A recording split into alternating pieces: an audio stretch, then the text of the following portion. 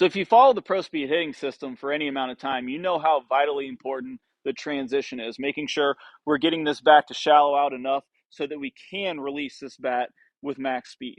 So we know we want this bat to shallow out, get 90 degrees to the spine so that we can start speeding this up. The sooner this bat gets into the right position, the sooner we can start speeding it up.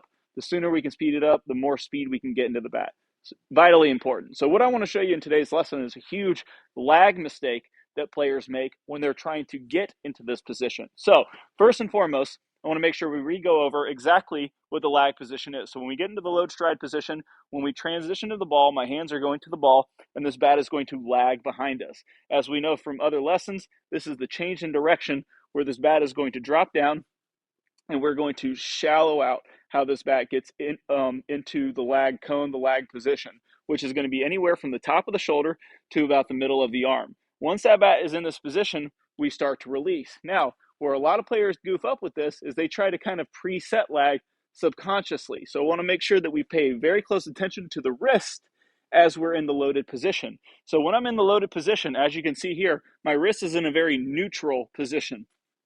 We need to make sure we're in a neutral position so we have room for our wrist to cock backwards. And the way this works is my hand is going to work backwards and it's going to work in so that I can get this position. If I already preset that position, I'm not going to be able to lag anymore. So you can see right here, my wrist is fully cocked. This is going to be a huge, huge lag mistake when we get into this position if my wrist is already cocked back. I need a neutral wrist position so I have room so that I can cock my wrist so that the wrist can accept the lag in the transition, so now that I can release it.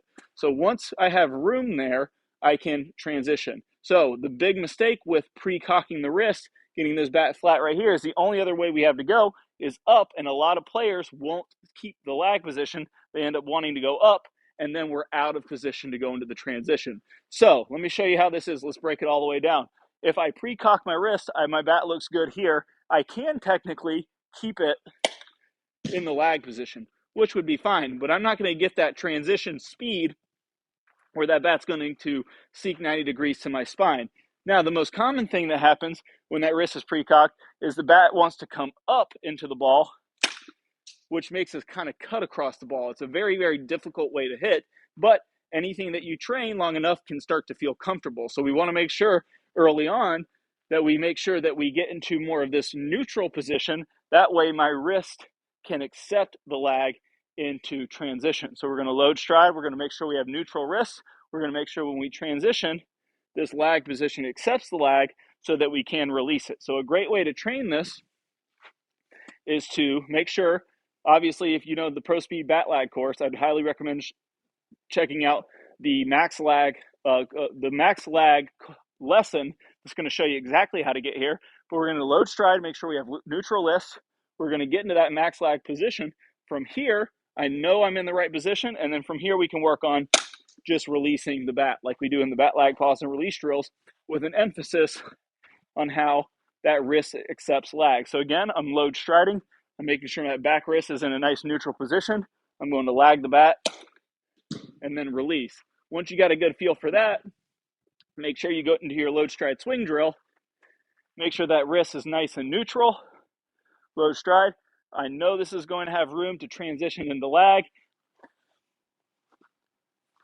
So there we go. As you can see from the slow motion playback, I had room for that bat to sink down into that lag position, and I could nice and easily release the bat. Now, that's the first piece, making sure that this can transition. Now you heard me talk about the release. How exactly do we do that? That's going to be the next piece. Once we're in that transition, and once we build up all these angles, we got to learn how to get rid of those angles. Well, that's exactly what I'm going to show you how to do in this bonus lesson that I'm going to play a preview of at the end of this video. This is one of our all-access lessons from the membership website that's going to show you exactly how to release the bat and start getting the feel to release the bat correctly every single time. You can check out that lesson by clicking on the iCard that pops up in the preview or in the link in the description below, and we'll see you here in that lesson. The number one commonality among elite level hitters, the top of the top hitters, is they're getting maximum speed in the ball. They're getting that vicious release, and the bat is staying in the zone for the longest period of time. So not only are they getting that vicious speed the release gives you, they're also maximizing their room for air